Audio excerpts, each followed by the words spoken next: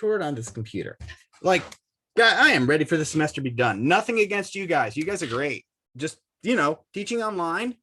It's the commute. First off, the commute just can't be beat. But basically, talking to an empty void is a bit difficult. I make do. I just assume I'm amusing and everybody thinks I'm the greatest and it works out. But, So, all right, here we have an adjacency list of a directed graph where there's no weights assigned to the edges. Okay, draw a picture of the above graph that has an adjacency list representation. I also want to do one more thing, which is I'm going to go ahead and we're going to do a question alpha, which is let's convert this into an adjacency matrix as well. That cool with everybody? So I want to convert this into an adjacency matrix before we do that. Okay. So why? Because I want to make sure you understand how to do both these for our exam, right? So here's our adjacency matrix, and we'll just simply put a 0 for, we'll just simply leave it blank if there's no edge, and then if there's an edge, otherwise it's going to each of these, we will do this. So this says that A has links to B, C, and D, not A has a link to B and B has a link to C and C has a link to D. Okay. It's also saying it's a directed graph. So so these are one-way edges. So we'll say A has a link to B, C, and D. B has a link to A.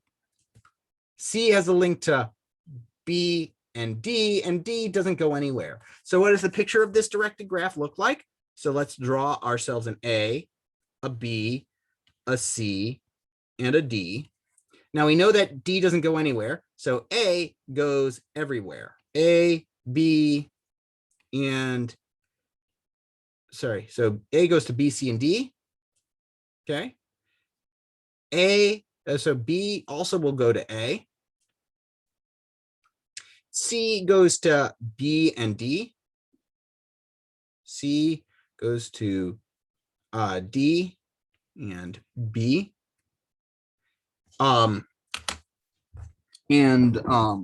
D doesn't go anywhere. So a couple of things about this graph. First off, is this a directed acyclic graph? No.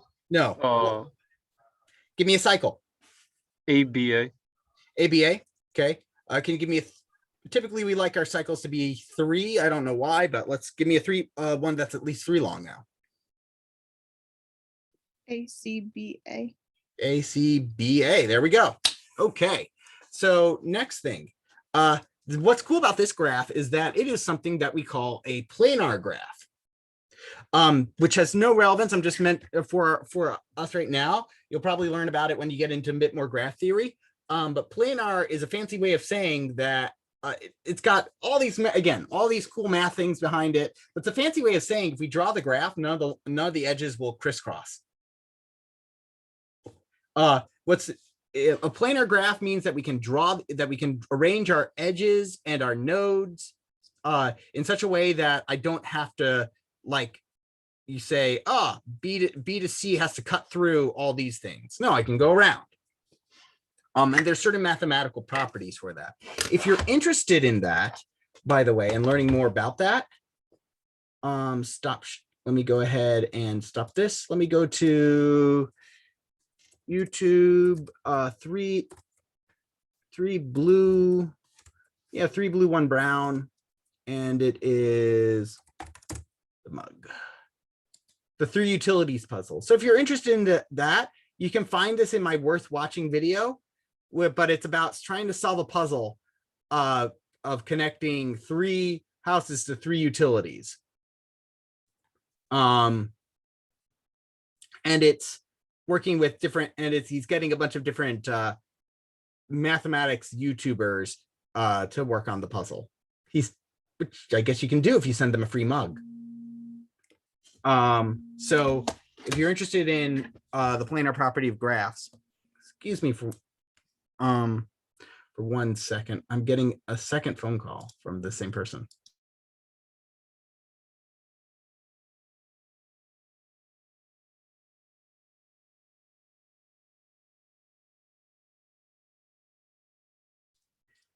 They really wanted to tell me that I have an appointment tomorrow. So that's cool. Okay. So let's see. Annotate. So annotate clear all drawings. There we go. Okay, so if you want to find out more about that kind of stuff, that's an amusing video that you might watch. It's a good puzzle if you want to try to solve it yourself. All right. So hey, oh, they already had that. Represent the graph as an adjacency matrix. Draw for the graph. All right, we just did that. So hey, I predicted the problem.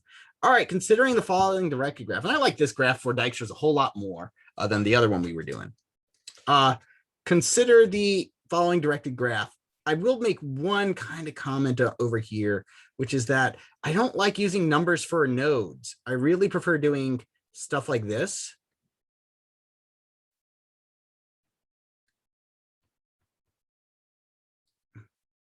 Because otherwise you're using numbers in two contexts, which is the weight, which is the weights and the and everything else. So let me go ahead and rewrite that. Okay, so A, B, C, D, E, F. Okay. A, B, C, D, E, F. Why? Because I get confused when I'm, it's easier for me to slip up on saying, well, one has a weight of 2 and stuff like that. I don't like that. It's easier to do A, B, C, D. Okay, so we want to use Dijkstra's algorithm to determine the shortest path from vertex A to each of the other vertices. Update the entries on the following table to indicate the shortest known difference in distance and predecessor. So we're finding the shortest distance from A to everything. Okay, so we typically initialize we initialized our list. So we have our distances and our predecessor. A has a distance of 0 to itself and no predecessor. That's fine. So now we just simply update all of A's information to initialize it.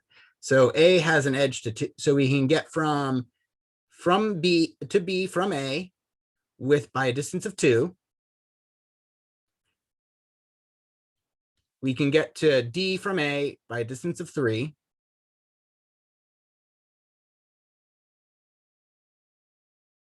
And then we can get to everywhere else by A with a distance of infinity. Okay.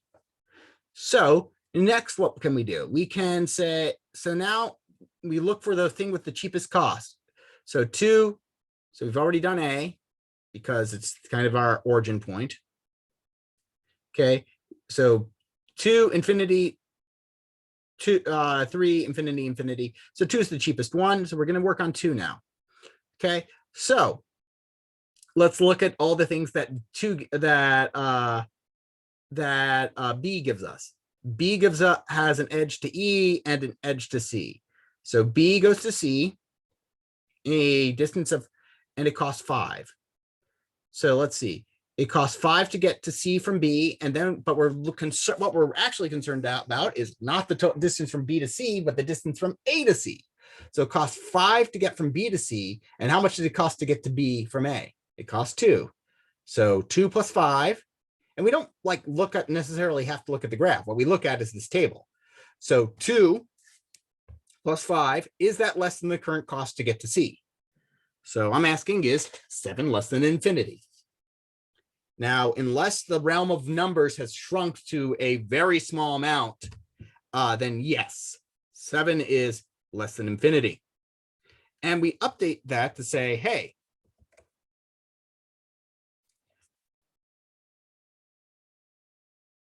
we can get to C from B.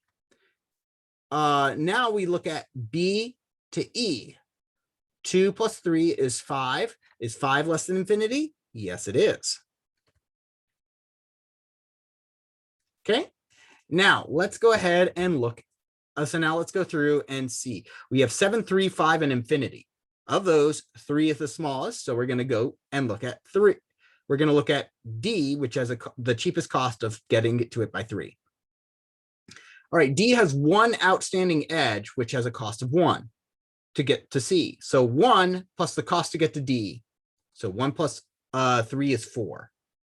Why? Why are we adding 3? Because it's cost to get to D. And what we're concerned with is the total distance from A to C. So is the current distance is 4 less than the current distance to C? What was the current distance to C? It's 5. 4 is less than 5 last I checked. So we can say, hey, rather than trying to go through B, we're going to go through D instead. So we can get to C by a cost of 4. Okay, we can get to C with a cost of 4 by going through D. That's the only edge. So now we have 4, 5, and infinity. Okay, 4, 5, infinity, which is the smallest. Hey, looks like 4 is the smallest. So what we'll do is that we will look at the outgoing edge from C. 2 plus the cost to get to C, that's 4. So the total cost to get to C from F is 2 plus 4, which is 6. So we can, that is less than infinity, so 6. We can get there from C. Okay, and that is awesome. And that's all we need. So now we have 2 nodes left, E and F.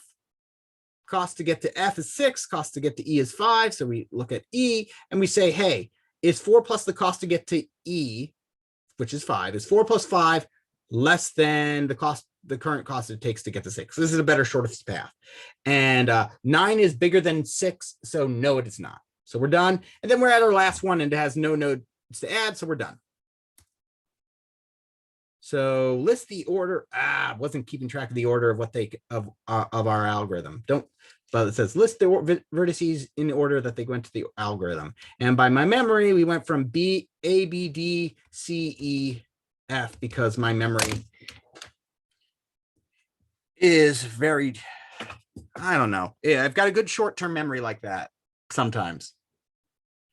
Fortunately, like most of my long-term memories, like filled with random Dungeons and Dragons rules. Don't know why. Can't name all 50 states off the top of my head, but I could tell you. But you ask me what a weapon does in Dungeons and Dragons, and I can tell you.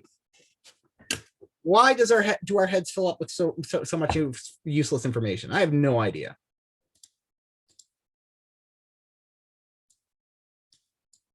Can you use something like this instead? Let me see. I mean, it's useless because they can look it up. That's why it's the memorization that's useless.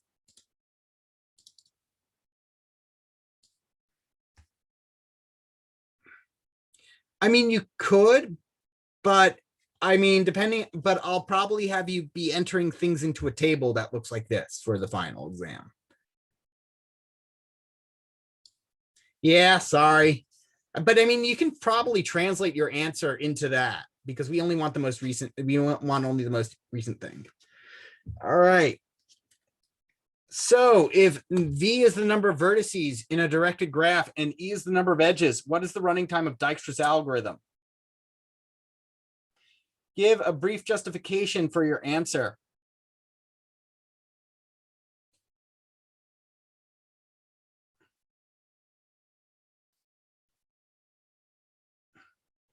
So now let's look at this.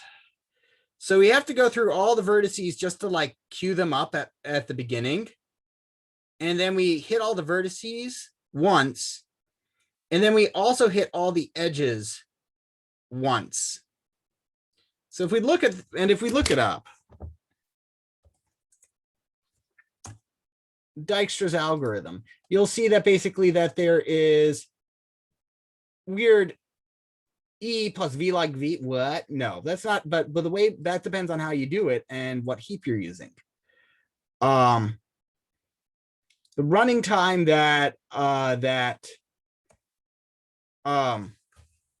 running time of Dijkstra's algorithm on a graph of E and V vertices can be expressed as a function of the number of edges, the number of vertices, the complexity.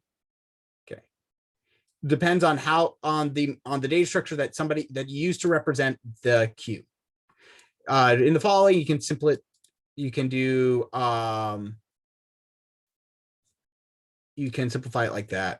What was Dijkstra's? Dijkstra's was OV squared, which is basically that we would essentially compare. Oh yeah. Why? So why is Dijkstra's O V squared? Well, we have V vertices, and we're checking to see which one is the shortest to process. We go through 6 nodes to process. Then we have 5 nodes, then 4 nodes, then 3 nodes, then 2 nodes. However, you can optimize it because, and as you can see, there's weird types of heaps like Fibonacci heaps that you can use. There's all sorts of weird things you can do. Could you go over why it's O of V squared again? Because you've got V vertices, right? And then and your biggest operation in this is figuring out what in the world is the next node I've got to process. Okay. Mm-hmm. So you go and you've got to figure out. So you're looking basically to see, okay, I've got 6 vertices here. Okay. To figure out the shortest distance to. Now I've got 5. Now to figure out which of the 5 I'm doing next, I have to look through all 6 again. Done this one, which one is the shortest? Then I have to see, then I've got to look through all 6 again when I've got 4 left, seeing, okay, this one's done, and now which one of these is the smallest, right? So you've got to do this space. So for this thing, we did 6 runs through, and we were checking, and we had to basically go, that was a check mark. Oh, these are blank. So we had 6 runs. Is everything else constant time in it? Everything else is smaller because then we're also going through the edges. Okay. But what's the maximum number of edges in the graph? O of V squared. There you go. Maximum number of edges in the graph. So we'd have to do all these and then we process all the edges. Maximum number of edges is O of V squared. So the edges don't really count because it will just simply get subsumed, so to speak. All right. Thank you. Let's go ahead and, all right. So 2 of the most common divide and conquer sorting algorithms are quicksort and merge sort. In practice, quicksort is often used for storing data in main storage rather than merge sort. Give a reason why quicksort is likely the preferred sorting algorithm for this application. So what does that mean? Sorting data in main storage.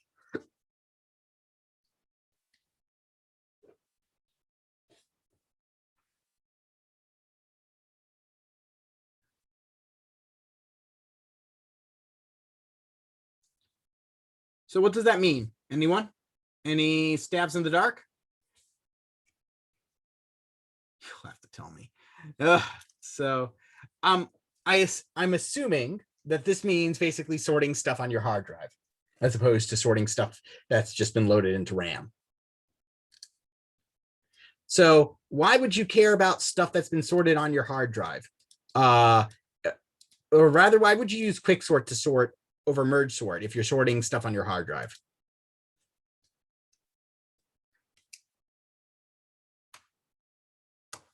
All right. This is because merge sort takes longer as the data sorting. I mean, it can, but we're kind of going for the opposite direction. Here, let me open up something. All right, let me open up my task manager for a bit. I've got a bit of a hefty computer, but the point should still stand. I have 48 gigabytes of memory. Okay, that's quite a lot of memory. But let's take a look at the hard disks that I have. Let's see, 3 terabytes, 3 terabytes, 200 gigabytes, 2 terabytes. What do I have more of, RAM or storage?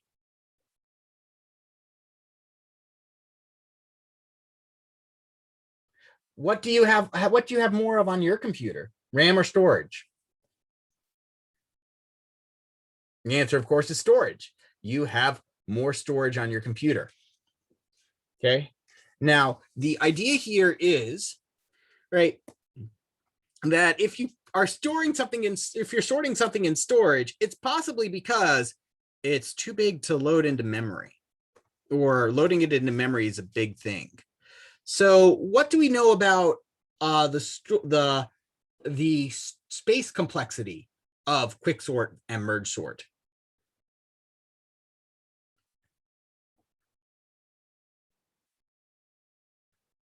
right? They both have time complexity of n.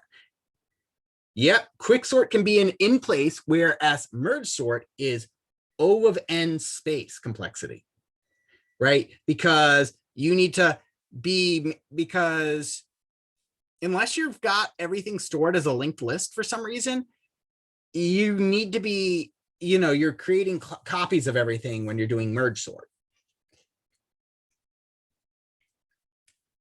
In place merge sort is left as an exercise to the student. It is a pain. Quicksort, though, on the other hand, has a very, very simple in-place sorting algorithm. Also, sorting is a task that can be parallelized, and then you can actually use the merge process to do that, which is pretty cool. But all right, so now let's look at this question so basically the reason I'd say, why would I want to use quicksort? If the space is a concern, then things on main storage might be big. And if I'm dealing with big, I don't want to have to deal with copying a terabyte of data. I'd rather just sort a bit of it as I can. So quicksort's worst case running time is O of n squared, but the expected running time is n log n if the partition function works well. What has to be true about the partition function in order for the running time to be O of n log n? In practice, how can we assure this happens? So any takers for this problem?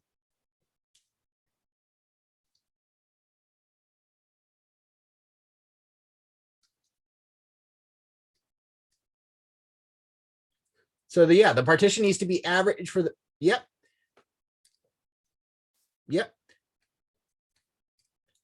So together by your powers combined, you have a correct answer, which is that Harrison, is right. You got to choose a good pivot. What qualifies a good pivot? Good pivot is one that has to be near the median value for the data. You wanted it to be the median value for the data or the sub selection of data that you're sorting. In other words, you want to find it as close to the middle value. Now, how can you ensure that you get close to the median value?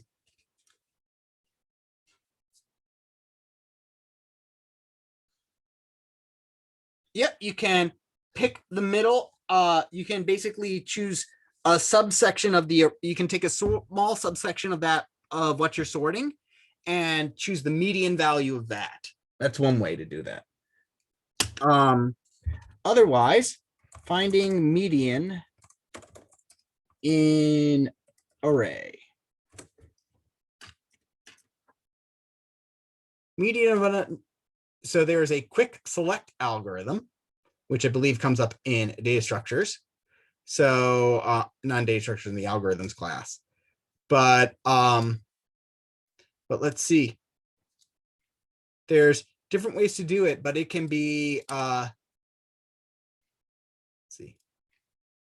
It can take a bit, but depends on how you can do it. You can find the median of an unsorted array in O of n time. Yeah. So you don't want to spend O of n time though.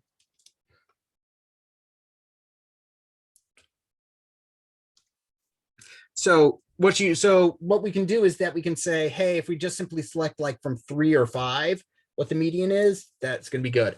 Also, another thing we can do for quicksort, because the recursion process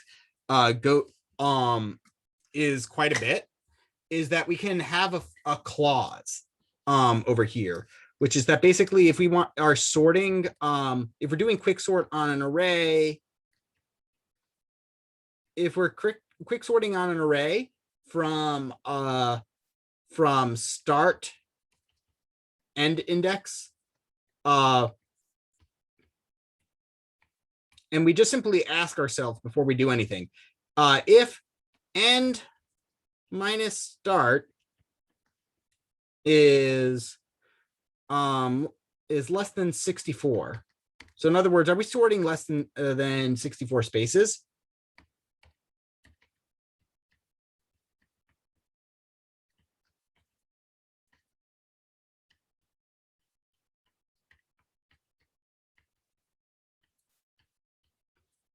Otherwise, insertion sort that small chunk.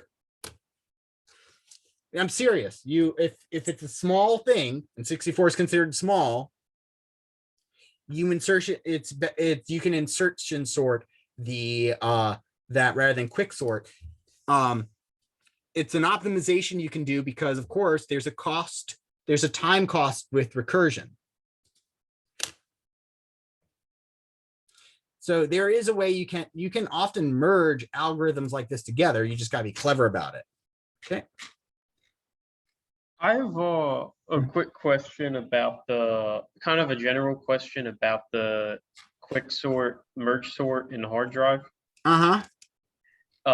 If it's in real life, if the hard drives are so big now and that time's always more valuable than space, why wouldn't quick sort why wouldn't merge sort be used if that's n log n every time and you don't have to worry about the case of n squared? Because in practice you're not going to get the case of n square. It would be extremely unlikely. Also, most cases these days for sorting things, let's look at how Java sorts things. So Java sorting algorithms. We'll see what sorting algorithm is used in Java, right? So Java 6 is arrays.sort uses quicksort, right? So let's look at this. So let's look at arrays.sort. Let's look at arrays.sort in this. Except I'd rather like to let's go and up this to 13. That work? I know you're terrible, Oracle, but don't be this terrible. Java 13 arrays docs. Okay, there we go. Sort. So for instance, example, using object sort does not have to be merge sort, but it does have to be stable, right? So let's go ahead and see sort, which has a whole lot of things over here. Okay. So we learn things like this, but hey, it says, hey, if you've got an integer array, you're going to be using, so if you're going to sort the specified array into sending numerical order, implementation note, the sorting algorithm is the dual pivot quick sort by Vladimir Yaroslavsky, John Bentley, and Joshua Bloch. This algorithm offers O and n log n on many data sets that causes other quick sorts to degrade into quadratic performance and is typically faster than traditional one pivot. So, right. So we can look that up. I didn't know that it used a dual pivot quick sort like that, but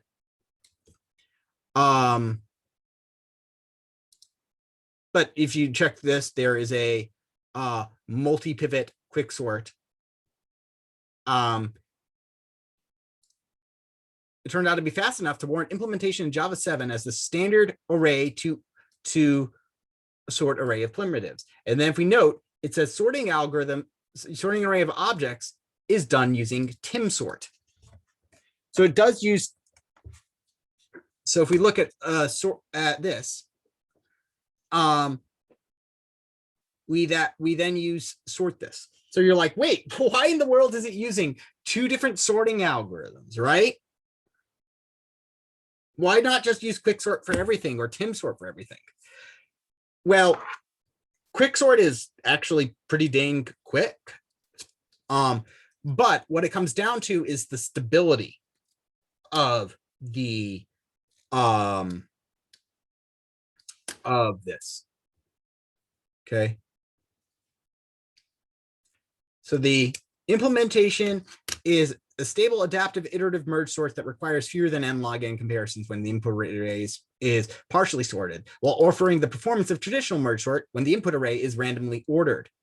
If it's nearly sorted, the implementation requires approximately n comparisons. Temporary storage requirements vary from a small constant for a nearly array for something nearly sorted to n/2 for something that's randomly sorted. So this one uses up. So why does it do that? Well, it's these things over here: stable, adaptive, and iterative. So it doesn't use recursion. I'm assuming that's what it means.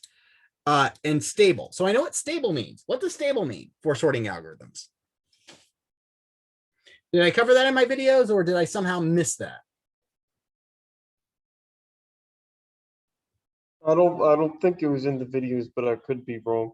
This is why I'm going to probably be redoing a bunch of these videos.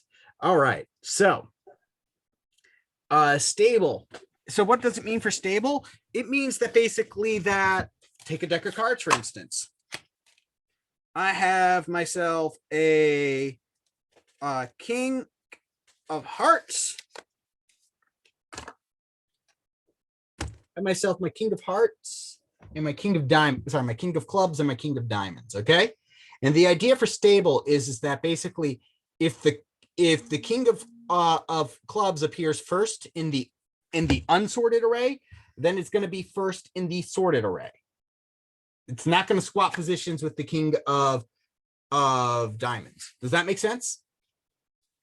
So if you see this thing first, then it's going to be first. If so, things that have the same value will appear in the same order as in the unsorted array as the sorted array. So basically, again, or again, to emphasize this point, if basically I've got a bunch of if I've got a king of clubs, a bunch of cards, then a king of diamonds, and a bunch of cards, and a king of hearts and a bunch of cards, then what I'm going to get in the end when I get to the kings is I'm going to get king of clubs, king of diamonds, king of hearts. So they're going to be in things with the same relative value are going to be the same order in the array. When things that have the same order when they're unsorted are going to have the same order when they're sorted. Make sense?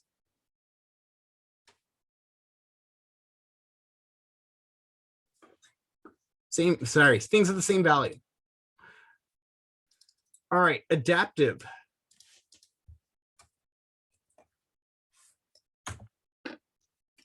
An adaptive sort is one that takes advantage of existing order in its input.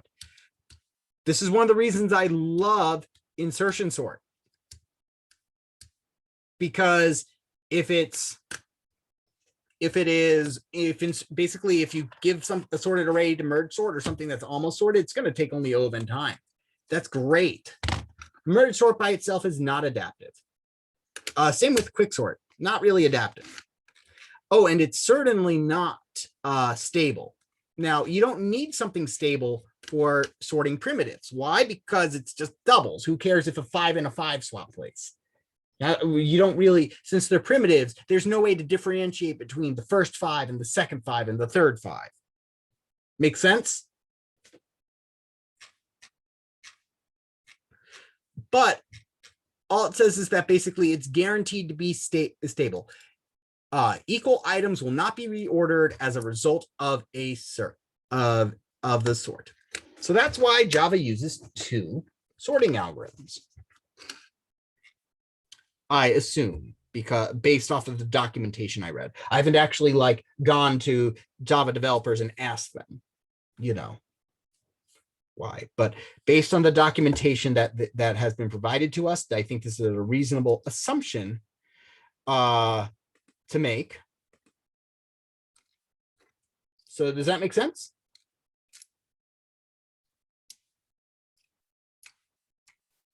Yes, thank you. Okay. So, all right, let me go ahead and stop sharing for a second so that I can take a look at my final exam and make sure that I've kind of tackled everything. Okay.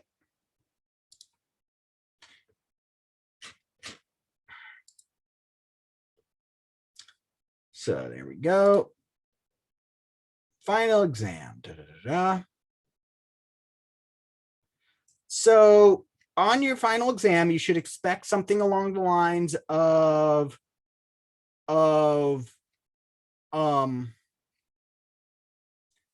getting basically some which of these data structures are the best to use question. Okay. So you should be expecting which is the best data structure to use. You should also be expecting to get a question on quicksort and how it works. A question on the different sorting algorithms and why would we prefer one over another in a certain case. Then you would get a question on hash tables and how do they work, or not the hash tables and how they work, but hash tables. And like if we look at the Harvard exam,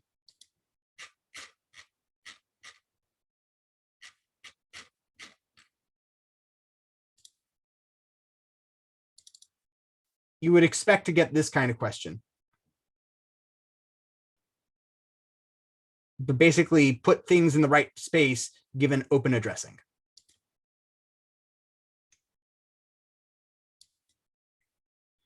All right. Then graphing problems. So being able to do traversals in your graphs and Dijkstra's algorithms with your graph. Okay. And then you will have 3 programming questions. Expect them to be expect the question on linked lists, expect the question on trees, and expect the question on hash maps. That doesn't mean that you can't use any other ones in them. In fact, I encourage them to use them. You will not be okay. Oh yes, and they are 45. The coding questions are worth 45 points, and there are the coding questions are worth 45 points total. And then the remaining points are all theory questions. So stuff you don't have to write any code for. Normally we'd like to split it 50-50, but just worked out better easier this way, considering again, in total, there are 13 questions on the exam.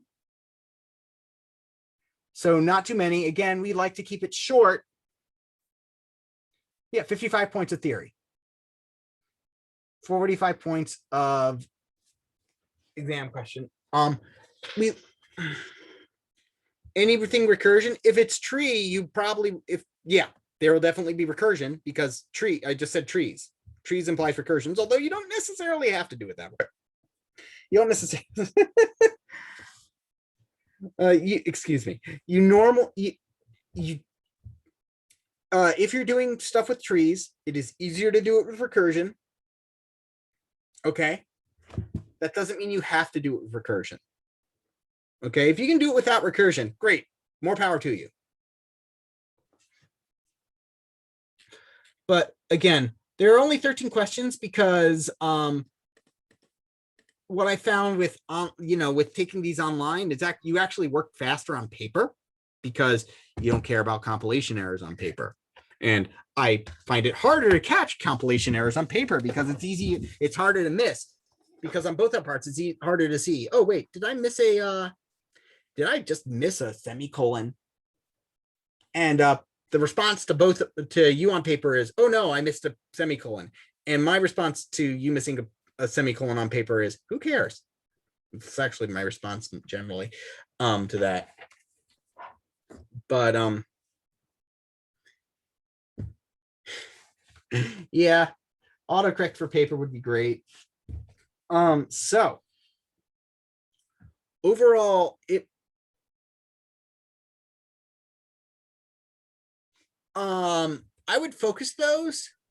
I would also like to remind you that all questions are essay questions, including the multiple choice questions, which is to say that if you can, while the questions are multiple choice, so there are 13 questions, but there's technically a 14th question, which is please upload any notes that you find relevant or any additional work you might have, or basically, or any code that you wrote that you want that that you're worried that might not have gotten caught in the text box, right? So kind of a backup there, right? So, it's all I've had students who have argued themselves into a correct answer for theory questions before, based on their writing down their assumptions.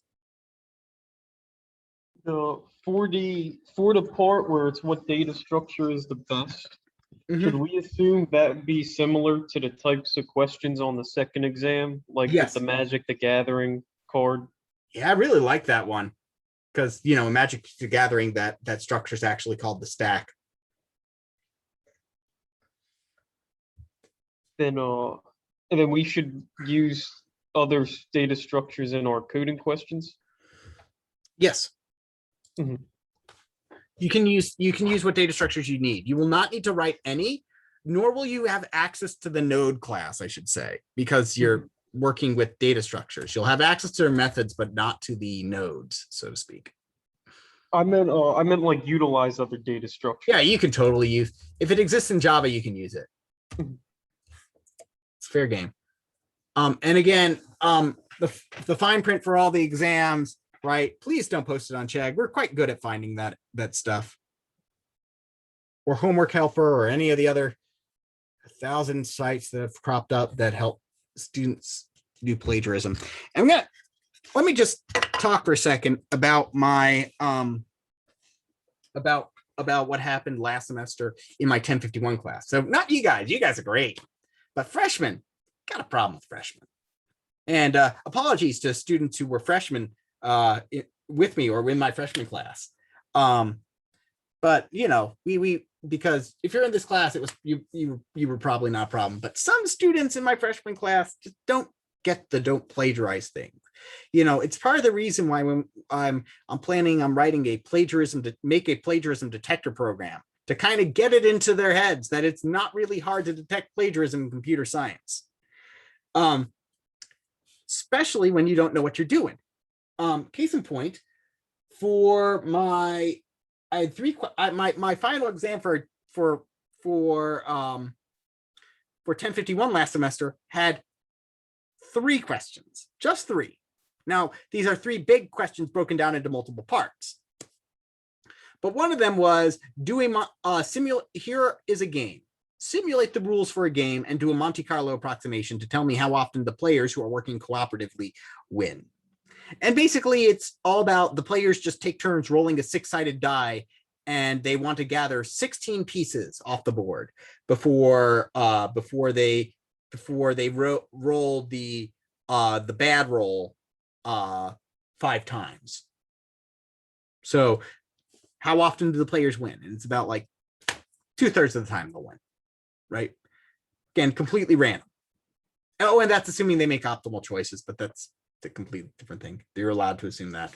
But anyway, so some enterprising students, and by some I meant 10 out of over 100, decided, let's go. I'm just going to Google this, right? Which is fine. You have it.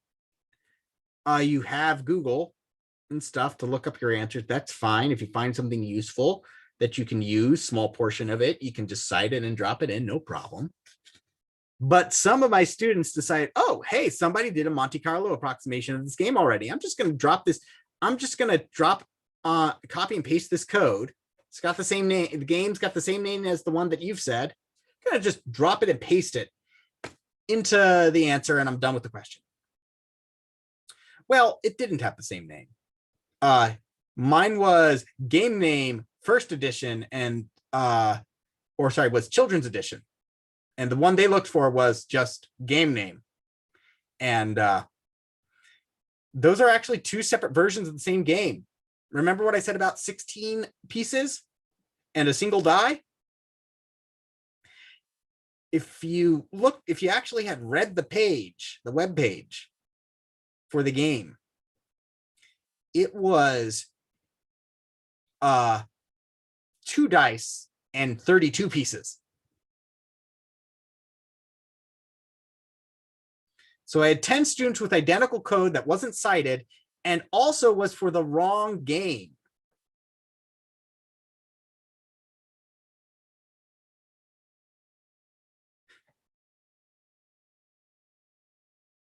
it is like, and so those people got zeros on the exam.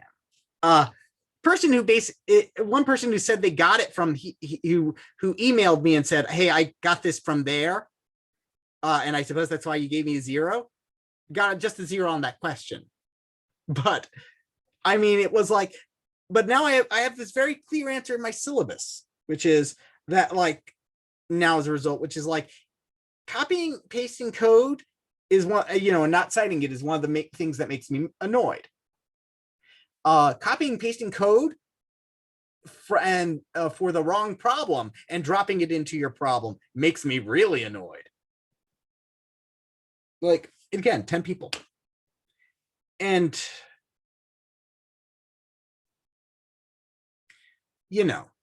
so I've had very clear guidelines set up this semester. Oh, it was a coincidence. It was like the first, if you Googled the name in Monte Carlo, it was like the first result on Google. But what it was is that, but there were tells aside from that, then I knew that. So one of the things I do not teach in Python is something called a list comprehension, which is this weird, it's a weird thing. I'll show you how to do it right now. It's really cool though. But I don't teach it in Python, in my Python class, for the specific reason of that it's an advanced thing. And if you don't know what it's doing, if you see it when you see it for the first time and actually read it, you'll have no idea how it works. And so I can just point to a student and say, what's this do? And if they can't explain it, I know they plagiarized it. It's a very simple way of doing that. So what this looks like is like X4 is list comprehension is just basically an equation for making a list. X4 X in, let's see. So range 10. So I can do something like this, I think.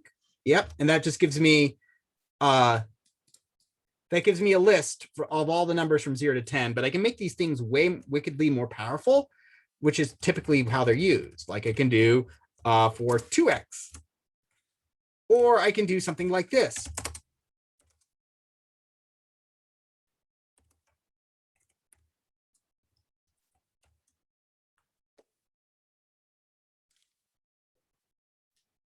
Or I could do something like this.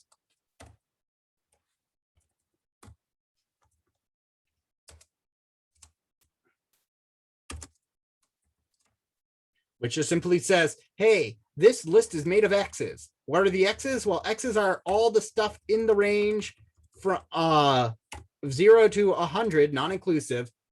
And we only include them if X mod 3 is equal to 0. It's a very concise statement for generating a list. So when I see something like that in that, which you can do, you know how to do something like that in Java, or if you've done Python, you know how to do that in Python without using that kind of weird, concise structure, right? You can get the same effect, right? You essentially just use a for loop and keep appending the numbers you want to. But it's one that it's basically, it's like a shibboleth, right? The idea here is that basically that if I don't teach you the path, I don't teach you that, then it becomes suspicious that you used it. Now, there are students who legitimately know how to use that and they have no problem. But it's basically, if I see that, that's basically one of the easy things for me to go and just check the code on Google and find it. And now I don't mean to scare you from using the internet. You should use the internet as a reference, since I've made it available to you. But again, like if you find code online, cite it. The worst I can do at that point, like literally the worst, is I can give you a 0 for that problem. But there's no chance of it being academically dishonest. None whatsoever, because you were upfront and said, hey, cited my work, not plagiarism. If you cite your work, it is not plagiarism. Everybody understand that? If you, yeah, you should know about merge sort, quick sort, heap sort, and insertion sort. The ones I listed are the ones you want to care about. If you know about others and can answer like in more detail, that's great. You might get a chance for extra credit if you are able to answer in more detail. Can I sort the whole exam? Please do not. Please do not do the whole exam like that, because that's just a way of making. But like if you find like something like a one-liner that, like a complicated one-liner that does a lot of work for you, you can. Or if you want to like drop a link to something that's useful there. Let's say I gave you a question about, okay, let's here's a good example, actually a very good example of what I would want to see. Suppose my question was something along the lines of arrays.sort uses quicksort on primitives and timsort on timsort, which is a special kind of merge sort on objects. What are some possible reasons for this, right? And we just kind of went over that. But you might go and look like, why does this happen? Or you might go to that and find it on Stack Overflow, but you might not feel comfortable doing Stack Overflow. So you might look at the documentation, and then you might say, well, as the documentation for this says, right? And basically give me those reasons. Or you can go into detail and say, it uses the, Java uses the, according to the documentation, and either you can link to the documentation or whatever and cite that. I hope you understand what I'm saying. Like, that would be perfectly acceptable.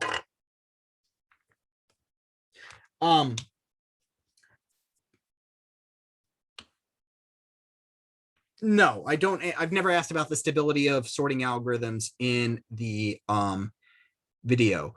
Although I should mention that basically the one big thing about insertion sort is, I think I mentioned one more thing about insertion sort and why it's good. Does anybody remember what that is? Yep, it's online. It is an online sorting algorithm, which means that you can hand it more data, and it just won't care. It will just keep working along, and it doesn't have to start over. Do I teach any more classes past this one? I had looked at teaching. So the answer is not really, no. I had looked at teaching the data structures and algorithms class as an overload, but there wasn't enough demand for it.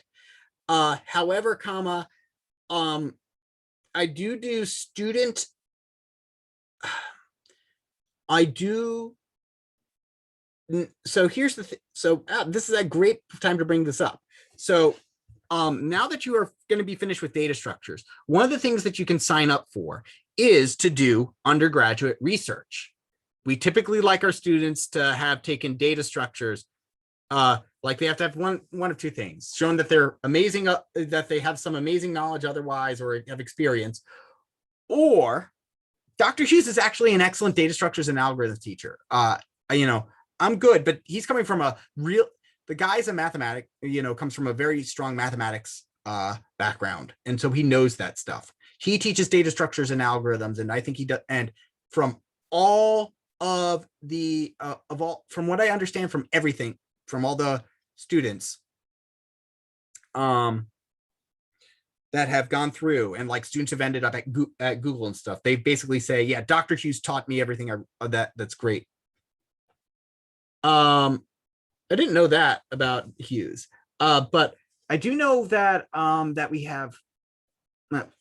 Regardless, I'm getting off track. But point being is that if you're going into computer science with Dr. Hughes, you know, you're going to really learn a lot. Also, the textbook he uses, Dasgupta's algorithm, is my favorite algorithms textbook because generally it's like this giant tome of like all the things about algorithms that you're never going to need to know. Well, we use Dasgupta's algorithms, which is this little tiny, just slim $50 textbook, which is still expensive, but it's like all the stuff you need to know about algorithms. It's great. It's a great textbook. But anyway, okay, so anyway, you can do undergraduate research, and typically, depending on how funding works, you get and it varies from institution to institution, but the way you get paid for doing undergraduate research is either in A's or in money. And generally we have unlimited funds of A's, so to speak. If you want to do undergraduate research, I can be more than willing to take on students to do undergraduate research. And that would basically be discussing a problem and finding it to do. My active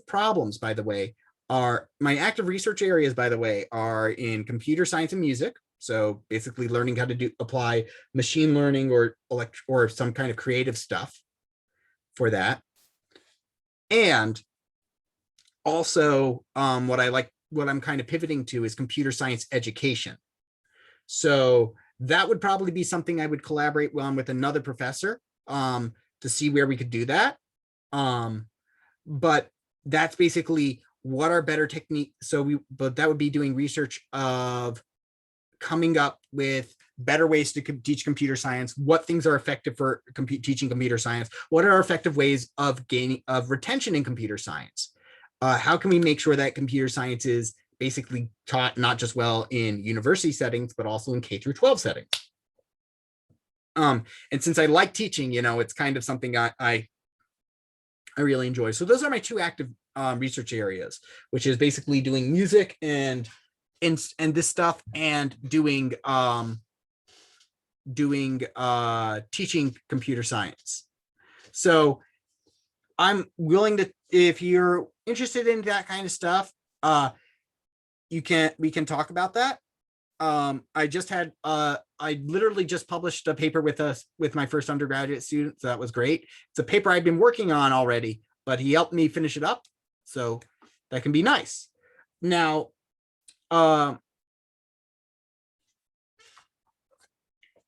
as far as, so I'd be happy to try, and again, I haven't had too much time to dive into machine learning and that kind of stuff, and I want to. So that would be a good choice. I'll get into electives in just a second. Now, the reason I bring up undergraduate research is that you also have your senior project to do. And I think we've kind of changed the department. I've heard, I could be wrong about this, but I believe we've changed departmental policy for the senior projects so so there's two ways you can do it. You can do the senior project class, where you can do a senior project with a professor. Okay. And to do that one, I think the policy is you have to have done undergraduate research with the professor before. Okay. So if you're interested in working with me on those kind of things, I'd be more than happy to talk to you. I suppose another thing that I'd be interested in is game theory, because again, that kind of stuff is good. But if you have a project you want to work on, some problem that itches at the back of your mind, and you want to propose it, I'd be willing to at least give you a listen. Worst case scenario, I'll just point you at a different professor and say, work with them. Now, electives. So our electives, I don't really know too much in the way of electives, but I can make some recommendations of courses that I've taken that I think were good. So a couple things that I would recommend. First off, if you like math heavy stuff, or if you really are into the math heavy stuff, I would take the automata theory class whenever they decide to offer it. That basically gives you the theoretical mathematical foundation of computer science. So we're talking about discrete finite automata. We're talking about context-free grammars. We're talking about Turing-complete languages. So we're building up to those. I'm pretty sure everybody uses Michael Sitzer's book because that's the only book on the subject. But basically, it's kind of the cross-section of formal linguistics, computer science, and mathematics. Okay. basically gets down to what really can computers do, like mathematically prove what can computers do and what can't they do, and what makes them tick, kind of making them break kind of way. Another good thing is that if you're into mathematical kind of things is numerical analysis. At least that's what it was called when I took it. And that one was pretty fun. In the sense that basically I never took like differential equations or any of the really nasty mathematics. And all numerical analysis was about was like, well, why not have the computer estimate it for you? So the idea is like kind of learning like, how do computers compute the square root of stuff anyway? Newton's method. So, but like, getting into the way of like, how do computers compute stuff like that anyway? What algorithms are used for those? And also like, if you want to estimate something, we can figure out a way to estimate it so that the error of our estimation is less than the error that we would get from encoding a double. Because, doubles can only have so many computer things. They basically look up Newton's method. That's basically the way we learned how to do it in our graduate course, senior level, our cross-listed course. So I don't know personally.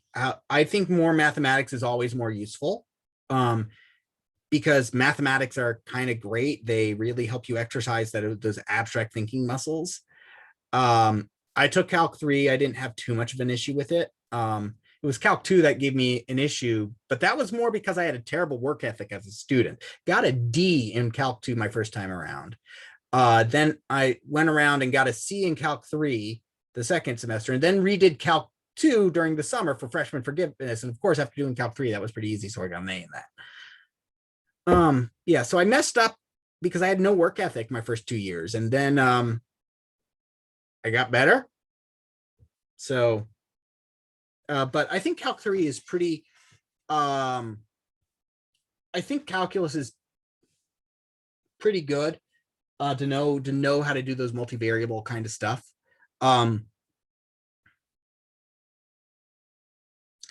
If you I don't know what the policy is for the I don't know what the policy is for Temple as far as retaking courses and replacing grades. At my school, Georgia Tech, they had, I think when I had joined, they had like just instituted a policy of freshman forgiveness, which was a maximum of 2 courses, for a maximum of 2 courses taken in your first couple of years, that if you retake the course within 2 semesters, that would replace your course. So so let's see, other things. Definitely, I would suggest a course on networking, or basically any course that teaches you how in the world does the internet thing work anyway. That would be a very theory heavy course, I believe. At least when I've taken it, it's been theory heavy. And when I've TA'd for it, it's been theory heavy. But like, the internet's important. You should know how it works. You should know basically that it's a complete hodgepodge of layers that don't assume that anything is going to go right, which is amazing.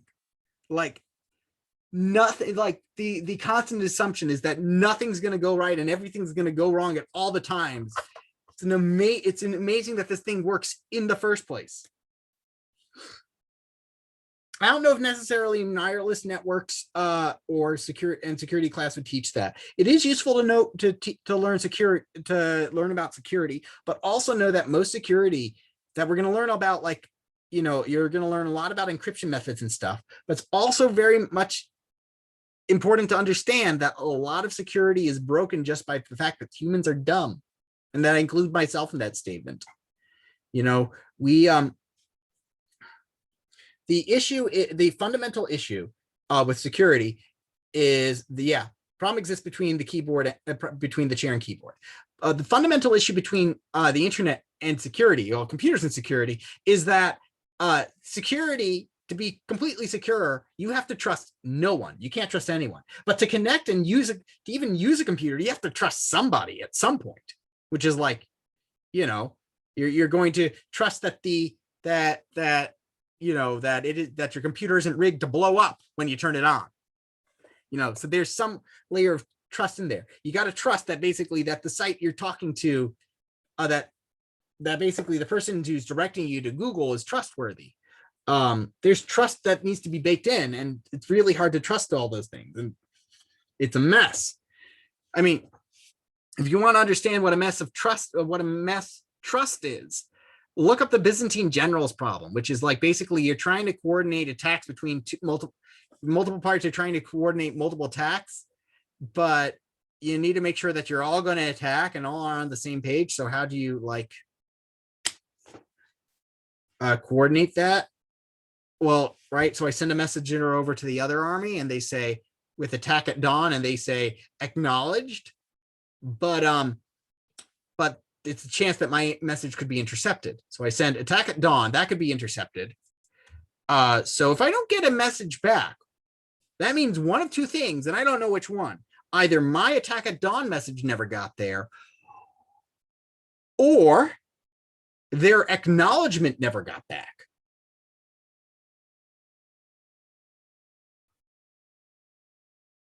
You might see where, and if you suddenly think about this, you see, and now think about it from the other side's problem. So I sent so I get this a message, attack at dawn. They send acknowledge back to us. And now what do I do? Does my messenger get back? Okay, so at some point though, I got to send a message and say, hey, I've acknowledged. So maybe I'll think, okay, maybe I'll send and acknowledge my acknowledgement, but we're kind of still in the same thing. How many times do we have to basically acknowledge the attack at dawn message before we get it through? But you get that idea that there's this uncertainty there and we don't know which one.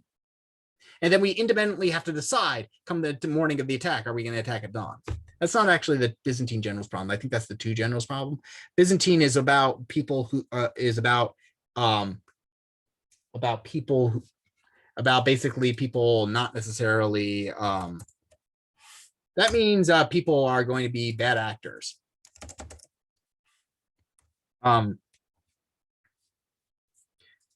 Unreliable or information. But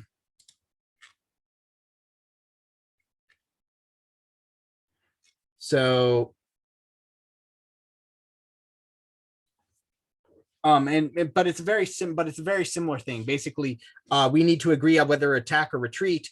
And if we all attack, then it's going to be great. But if too many of us say we're going to retreat and don't show up to battle, we're gonna get slaughtered. So, and so how do we know how to deal with that? So the two generals problem was the first one I was talking about, which is like, how do generals know? How do we know what each other knows?